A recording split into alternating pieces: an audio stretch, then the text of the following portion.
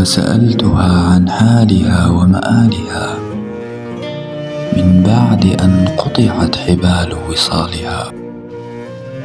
قالت: على عهد المحبة لم أزل رغم احتضار النفس في أغلالها، فالحسن مخفي يزيد بهاؤه، والعمر للأنثى وقود جمالها.